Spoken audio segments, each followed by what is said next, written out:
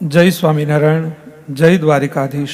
श्रीमद् भागवत कथा तृतीय स्कंद 13वां अध्याय वाहरा अवतार की कथा।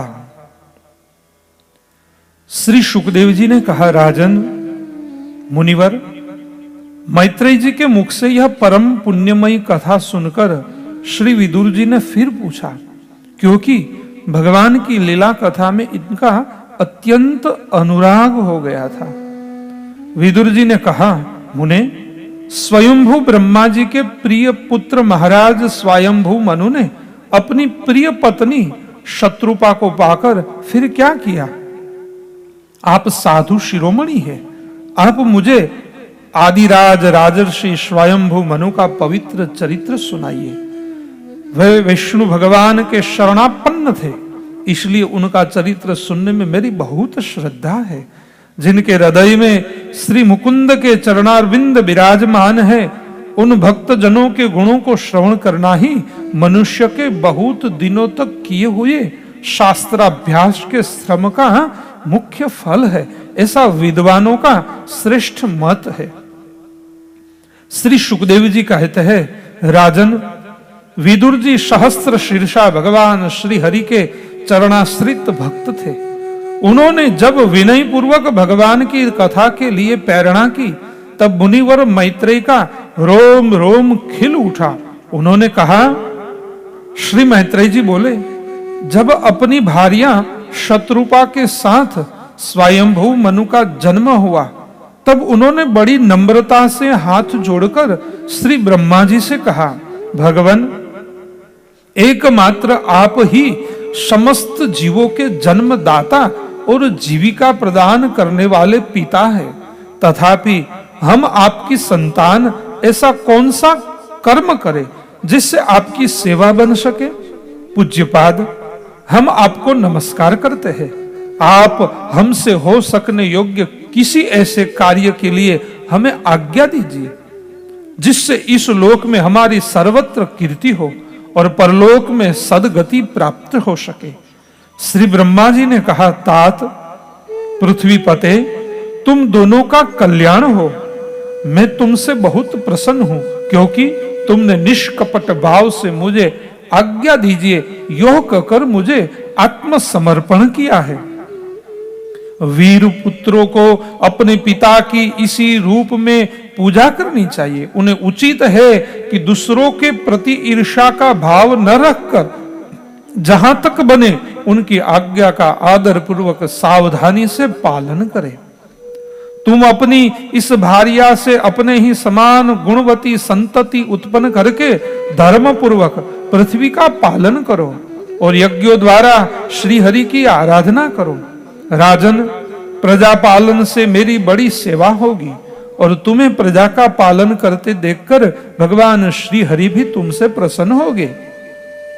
जिन पर यज्ञ मूर्ति जनार्दन भगवान प्रसन्न नहीं होते, उनका सारा श्रम व्यर्थ ही होता है, क्योंकि वे तो एक प्रकार से अपने आत्मा का ही अनादर करते हैं। मनु जी ने कहा, पाप का नाश करने वाले पिताजी, मैं आपकी आज्ञा का पालन अवश्य करूंगा, किंतु आप इस जगत में मेरे और मेरी भावी प्रजा के रहने के लिए स्थान बतलाइए। देव, सब जीवों का निवास स्थान पृथ्वी इस समय प्रलय के जल में डूबी हुई है। आप इस देवी के उद्धार का प्रयत्न कीजिए। श्री मैत्रेय जी ने कहा, पृथ्वी को इस प्रकार अथाह जल में डूबी देखकर ब्रह्मा जी बहुत देर तक मन में यह सोचते रहे कि इसे कैसे निकालूं। जिस समय में लोक रचना में लगा हुआ था उस समय पृथ्वी जल में डूब जाने से रसातल को चली गई। हम लोग सृष्टि कार्य में नियुक्त है, अतः इसके लिए हमें क्या करना चाहिए? अब तो जिनके संकल्प मात्र से मेरा जन्म हुआ है वे सर्वशक्तिमान श्री हरि ही मेरा यह काम पूरा करे। निष्पाप विदुर जी, ब्रह्मा जी इस प्रकार विचार कर ही रहे थे कि उनके नासा छिद्र से अकस्मात अंगूठे के बराबर आकार का एक वराह शिशु निकला। भारत, बड़े आश्चर्य की बात तो यह हुई कि आकाश में खड़ा हुआ वह वराह शिशु ब्रह्मा जी के देखते बड़ा होकर क्षण भर में हाथी के बराबर हो गया। उस विशाल वराह मूर्ति को देखकर मरीचि आदि मुनिजन, सनकादिक और स्वयंभू मनु के सहित श्री ब्रह्मा जी तरह तरह के विचार करने लगे। अहो, शुक्र के रूप में आज यह कौन दिव्य प्राणी यहाँ प्रकट हुआ है? कैसा आश्चर्य है! यह अभी अभी मेरी नाक से निकला था। पहले तो यह अंगूठे के पोरुए के बराबर दिखाई देता था, किंतु एक क्षण में ही बड़े भारी शिला के समान हो गया। अवश्य ही यज्ञ मूर्ति भगवान हम लोगों के मन को मोहित कर रहे हैं। ब्रह्मा जी और उनके पुत्र इस प्रकार सोच ही रहे थे कि भगवान यज्ञ पुरुष पर्वताकार होकर गरजने लगे। सर्वशक्तिमान श्री हरि ने अपनी गर्जना से दिशाओं को प्रतिध्वनित करके ब्रह्मा और श्रेष्ठ ब्राह्मणों को हर्ष से भर दिया। अपना खेद दूर करने वाली मायामयी वराह भगवान की घुरघराहट को सुनकर वे जनलोक, तपलोक और सत्यलोक निवासी मुनिगण तीनों वेदों के परम पवित्र मंत्रों से उनकी स्तुति करने लगे। भगवान के स्वरूप का वेदों में विस्तार से वर्णन किया गया है, अतः उन मुनीश्वरों ने जो स्तुति की उसे वेद रूप मानकर भगवान बड़ी प्रसन्न हुए और एक बार फिर गरज कर देवताओं के हित के लिए गजराज की सी लीला करते हुए जल में घुस गए। पहले वे शुक्र रूप भगवान पूंछ उठाकर बड़े वेग से आकाश में उछले और अपनी गर्दन के बालों को फटकार कर खुरों के आघात से बादलों को छितराने लगे। उनका शरीर बड़ा कठोर था, त्वचा पर कड़े कड़े बाल थे, दाढ़ें सफेद थी और नेत्रों से तेज निकल रहा था। उस समय उनकी बड़ी शोभा हो रही थी। भगवान स्वयं यज्ञ पुरुष है, तथापि शुक्र रूप धारण करने के कारण अपनी नाक से सूंघ सूंघ कर पृथ्वी का पता लगा रहे थे। उनकी दाढ़ें बड़ी कठोर थी। इस प्रकार यद्यपि वे बड़े क्रूर जान पड़ते थे, तथापि अपनी स्तुति करने वाले मरीचि आदि मुनियों की ओर बड़ी सौम्य दृष्टि से निहारते हुए उन्होंने जल में प्रवेश किया। जिस समय उनका वज्रमय पर्वत के समान कठोर कलेवर जल में गिरा, तब उसके वेग से मानो समुद्र का पेट फट गया और उसमें बादलों की गड़गड़ाहटे समान बड़ा भीषण शब्द हुआ।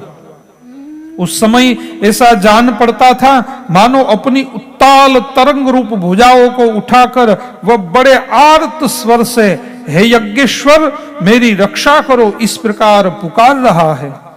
तब भगवान यज्ञ मूर्ति अपने बाण के समान पैने खुरों से जल को चीरते हुए उस अपार जल राशि के उस पार पहुंचे। वहां रसातल में उन्होंने समस्त जीवों की आश्रयभूता पृथ्वी को देखा, जिसे कल्पांत में शयन करने के लिए उद्यत श्री हरि ने स्वयं अपने ही उदर में लीन कर लिया था। फिर वह जल में डूबी हुई पृथ्वी को अपने दाढ़ों पर लेकर रसातल से ऊपर आए। उस समय उनकी बड़ी शोभा हो रही थी। जल से बाहर आते समय उनके मार्ग में विघ्न डालने के लिए महापराक्रमी हिरणाक्ष ने जल के भीतर ही उन पर गदा से आक्रमण किया। इससे उनका क्रोध चक्र के समान तीक्ष्ण हो गया और उन्होंने उसी लीला से ही इस प्रकार मार डाला जैसे सिंह हाथी को मार डालता है। उस समय उसके रक्त से थूथनी तथा कनपटी सन जाने के कारण वे ऐसे जान पड़ते थे मानो कोई गजराज लाल मिट्टी की टीले में टक्कर मारकर आया हो। तात जैसे गजराज अपने दांतों पर कमल पुष्प धारण कर ले, उसी प्रकार अपने सफेद दांतों की नोक पर पृथ्वी को धारण कर जल से बाहर निकले हुए तमाल के समान नील वर्ण वराह भगवान को देखकर ब्रह्मा मरीचि आदि को निश्चय हो गया कि यह भगवान ही है। तब वे हाथ जोड़कर वेद वाक्यों से उनकी स्तुति करने लगे। ऋषियों ने कहा, भगवान अजीत आपकी जय हो यज्ञपते, आप अपने वेदत्रयी रूप विग्रह को फटकार रहे हैं, आपको नमस्कार है। आपके रोम कूपों में संपूर्ण यज्ञ लीन है। आपने पृथ्वी का उद्धार करने के लिए ही यह सुकर रूप धारण किया है, आपको नमस्कार है। देव दुराचारियों को आपके इस शरीर का दर्शन होना अत्यंत कठिन है, क्योंकि यह यज्ञ रूप है। इसकी त्वचा में गायत्री छंद, रोमावली में कुश, नेत्रों में घृत तथा चारों चरणों में होता, अध्वर्यु, उद्गाता और ब्रह्मा, इन चारों ऋत्विजों के कर्म है। इस आपकी थुथनी मुख के अग्रभाग में शुक्र है, नासिका छिद्र में स्रुवा है, उदर में ईड़ा यज्ञीय भक्षण पात्र है, कानों में चमश है, मुख में पाशित्र है, ब्रह्म भाग पात्र है और कंठ छिद्र में ग्रह सोम पात्र है। भगवान आपका जो चबाना है वही अग्निहोत्र है। बार बार अवतार लेना यज्ञ स्वरूप आपकी दीक्षणीय दृष्टि है। गर्दन उपसद 3 इष्टियां है, दोनों दाढ़े प्रायणीय दिशा के बाद की इष्ट और उदयनीय यज्ञ समाप्ति की इष्ट है। जिह्वा प्रवर्ग्य प्रत्येक उपसद के पूर्व किया जाने वाला महावीर नामक कर्म है। सिर सभ्य होम रहित यज्ञ और आवसत्य औपासनाग्नि है तथा प्राण चीति इष्ट का चयन है। देव आपका वीर्य सोम है, आसन प्रातः संवनादि 3 सवन है, 7 धातु अग्निष्ट होम, अत्य अग्निष्ट होम, उकथ, षोडशी, वाजपेयी, अतिरात्र और आपतोर्याम नाम की 7 संस्थाएं हैं तथा शरीर की संधियां संपूर्ण शस्त्र है। इस प्रकार आप संपूर्ण यज्ञ और क्रतु रूप है। यज्ञानुष्ठान रूप इष्टिया आपके अंगों को मिलाए रखने वाली मांसपेशियां है। समस्त मंत्र, देवता, द्रव्य, यज्ञ और कर्म आपके ही स्वरूप है, आपको नमस्कार है। वैराग्य, भक्ति और मन की एकाग्रता से जिस ज्ञान का अनुभव होता है वह आपका स्वरूप ही है तथा आप ही सबके विद्या गुरु है। आपको पुनः पुनः प्रणाम है। पृथ्वी को धारण करने वाले भगवान, आपकी दाढ़ों की नोक पर रखी हुई यह पर्वतादि मंडित पृथ्वी ऐसी सुशोभित हो रही है जैसे वन में से निकलकर बाहर आए हुए किसी गजराज के दांतों पर पत्र युक्त कमलिनी रखी हो। आपके दांतों पर रखे हुए भूमंडल के सहित आपका यह वेदमय वराह विग्रह ऐसा सुशोभित हो रहा है जैसे शिखरों पर छाई हुई मेघमाला से कुल पर्वत की शोभा होती है।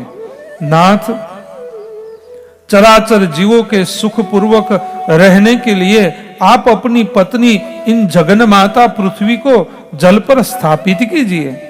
आप जगत के पिता है और अरणि में अग्नि स्थापन के समान आपने इसमें धारण शक्ति रूप अपना तेज स्थापित किया है। हम आपको और इस पृथ्वी माता को प्रणाम करते हैं।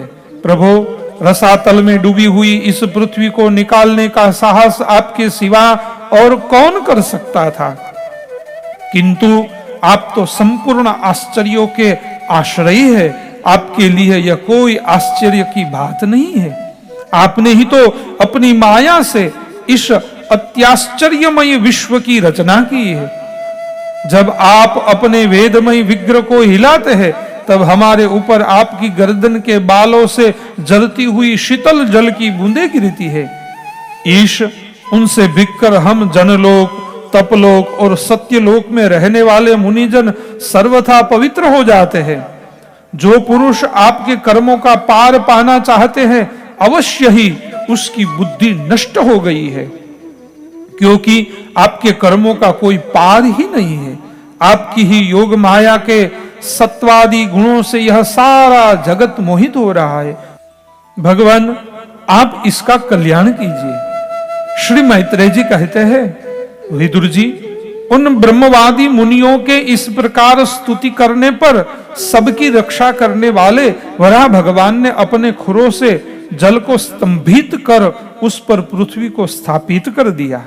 इस प्रकार रसातल से लीलापूर्वक लाई हुई पृथ्वी को जल पर रखकर वे विश्वक्सेन प्रजापति भगवान श्री हरि अंतर्धान हो गए। विदुर जी, भगवान के लीलामय चरित्र अत्यंत कीर्तनीय है और उनमें लगी हुई बुद्धि सब प्रकार के पाप ताप को दूर कर देती है। जो पुरुष उनकी इस मंगलमयी मंजूल कथा को भक्ति भाव से सुनता या सुनाता है, उसके प्रति भक्तवत्सल भगवान अंतस्थल से बहुत शीघ्र प्रसन्न हो जाते हैं। भगवान तो सभी कामनाओं को पूर्ण करने में समर्थ है। उनके प्रसन्न होने पर संसार में क्या दुर्लभ है, किंतु उन तुच्छ कामनाओं की आवश्यकता ही क्या है? जो लोग उनका अनन्य भाव से भजन करते हैं, उन्हें तो वो अंतर्यामी परमात्मा स्वयं अपना परम पद ही दे देते हैं। अरे, संसार में पशुओं को छोड़कर अपने पुरुषार्थ का सार जानने वाला ऐसा कौन पुरुष होगा जो आवागमन से छुड़ा देने वाले भगवान के प्राचीन कथाओं में से किसी भी अमृतमय कथा का अपने कर्णपुटों से एक बार पान करके फिर उनकी ओर से मन हटा लेगा? इति श्रीमद् भागवते महापुराणे पारमहंस्याम संहितायां तृतीय स्कंधे वराह पादुर्भाव नाम वर्णने त्रयोदशोध्याय समाप्त। जय स्वामीनारायण, जय द्वारिकाधीश।